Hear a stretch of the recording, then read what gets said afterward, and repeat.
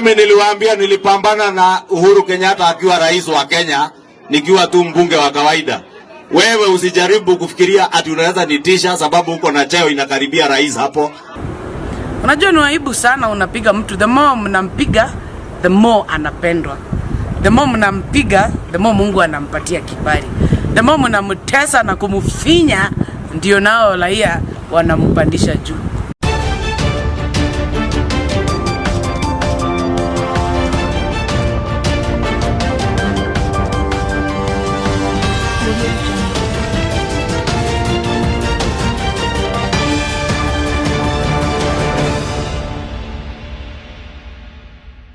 Yes, hello everyone, how was your day?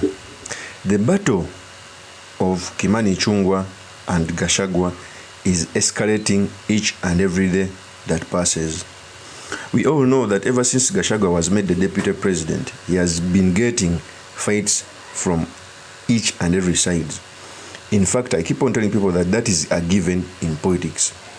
Because the higher you go, the more battles you get, but also it is upon you to be battle-hardened or to fall off. Every person who has attained high stature in the political arena is the most attacked. But also, it is the case that is making the beef between GACHAGUA and ICHUNGWA is that they come from the same community, they are all in government and they hold government positions. ICHUNGWA is the majority leader, GACHAGUA is the deputy president.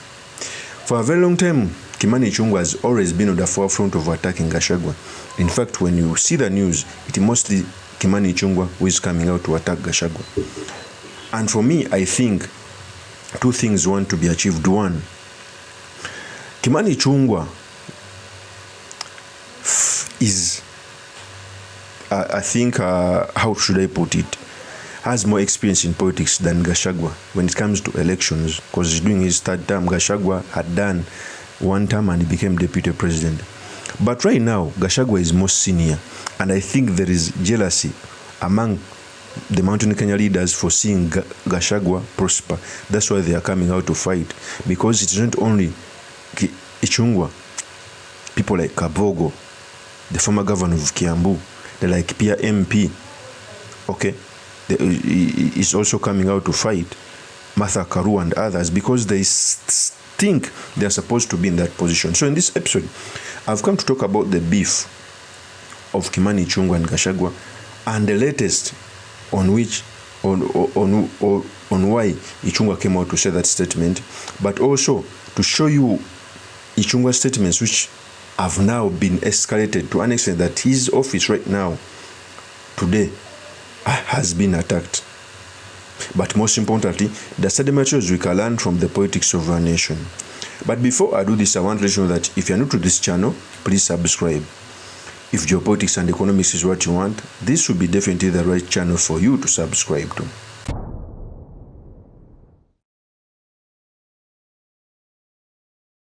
So, after ICHUNGWA always coming out to attack the deputy president regarding GACHAGUA, I think people are now coming out to fight for GACHAGUA.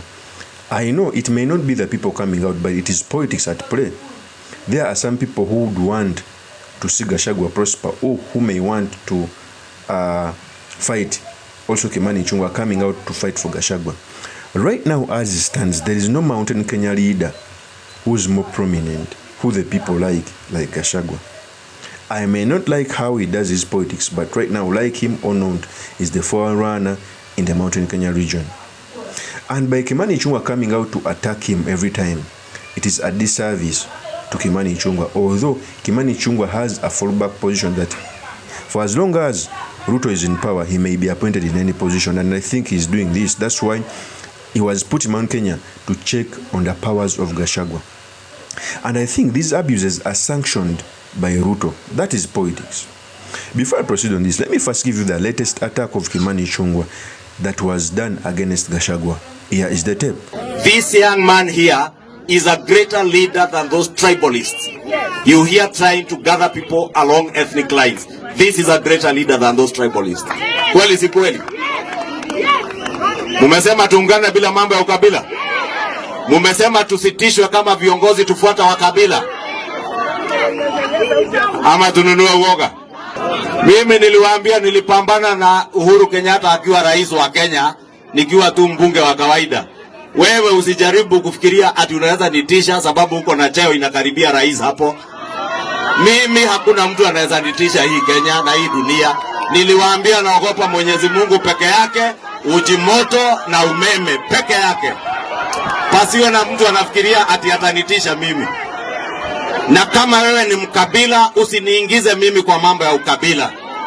Kama wewe ni mtu wa kublackmail rais na serikali ya Kenya ili ujitajirishe wewe mwenyewe, ati ununue mahoteli kutoka hapa Nairobi mpaka Mount Kenya Nyeri, yote ununue mahoteli na pesa ya umma na ufikirie utaniuzia uoga, sio mimi. Lala, amka, utafute mwingine, sio Kimani Ichung'wa. Mtu asitusumbue ati tumeleta baba kwa serikali. Baba ni Mkenya kama Wakenya wengine. Watu wa Nyanza ni watu kama Wakenya wengine, si ndio? Ni kweli tulitafuta serikali tukiwa wachache, si ndio? Lakini serikali ikipatikana, serikali ni ya kuhudumia kila mtu. Wale walipiga kura na wale hawakupigia hiyo serikali kura, si ndio? So wale wanatuambia ati Kenya kuna shareholders, nataka niwaambie kutoka Rongai, Kenya ya shareholders imekoma na imeisha. Kenya ni ya Wakenya wote. That is Kimani Ichung'wa. In that attack, Kimani Ichung'wa came out to diss the deputy president, also to remind him that he has ever gone against the sitting president, that's Uhuru Kenyatta. And he also went on out to say that instead of developing mountain Kenya, he's enriching himself. We all know that I think last month, the deputy president GACHAGUA came out and bought Three Tops Hotel. Okay, he's the owner of Vipingo Beach and other hotels around Kenya. And the way Ichung'wa is addressing this is as if saying that GACHAGUA got money from government, not knowing that among the qualities that made Ruto pick GACHAGUA is that he has always had the money. Even in the middle of an election, during the debate, he came out to reveal that almost 800 million had been freezed by Uhuru's government.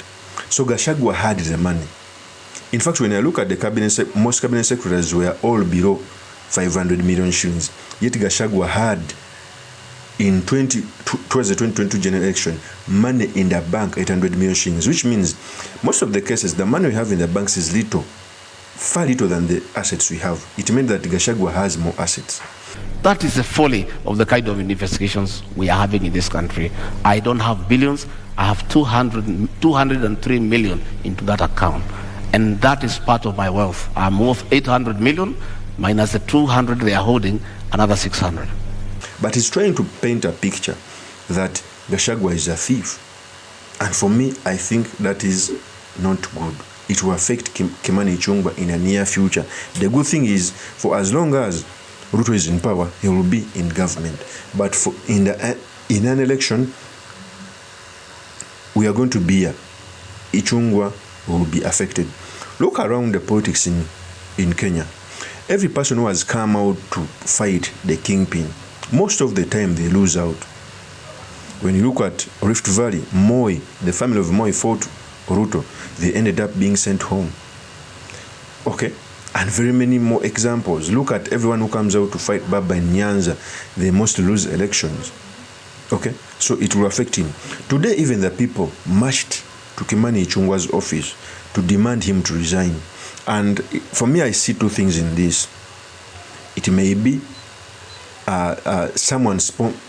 maybe the support of the president is sponsoring it, or of course there are some leaders who may want to succeed Kimani Ichung'wa, because we all know if you go against a tribal kingpin, you face the consequences. Before I speak on this, let me first give you the tape when people were attacking Kimani Ichung'wa's office. Here's the tape.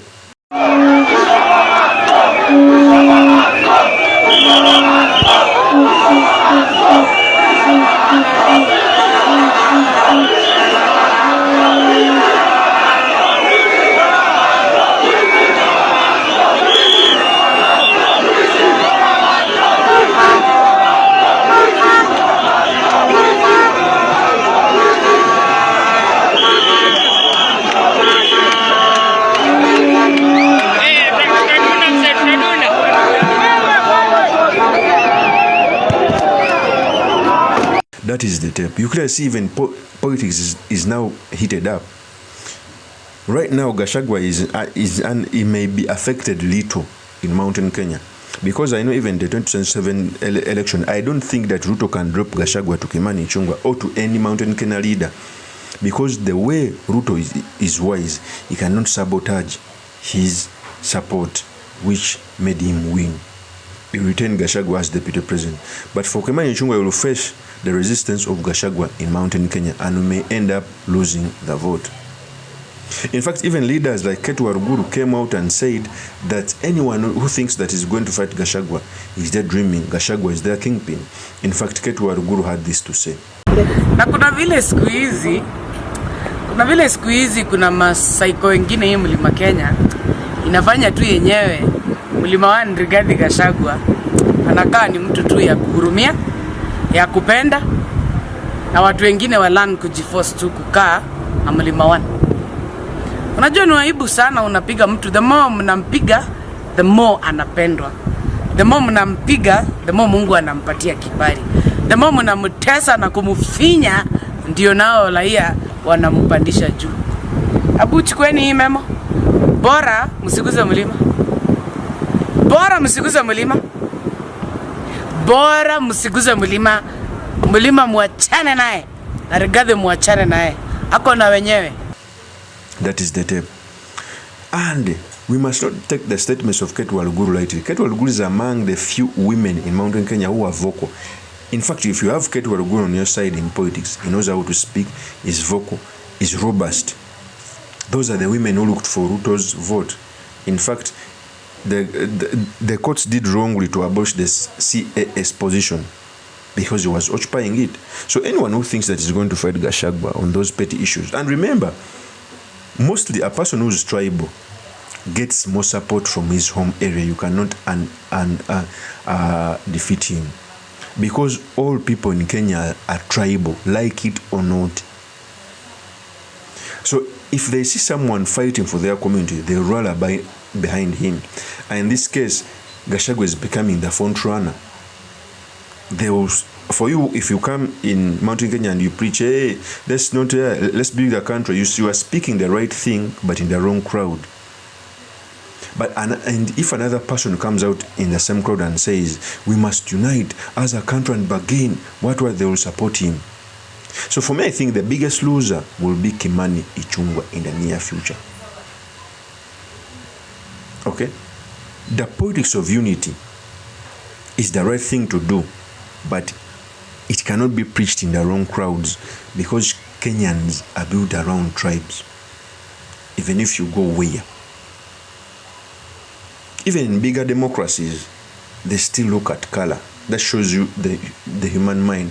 Right now, Joe Biden, Donald Trump is competing with Kamala Harris. But even the issue of race came out. It means that all human beings are somehow tribal. Although, if you build institutions, they sometimes surpass the tribal sentiments in our country.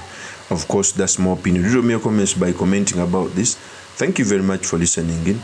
If this is your first time on this YouTube channel, I implore you to subscribe, like, and comment so that I can be motivated to do more of such videos. See you in another one. Peace.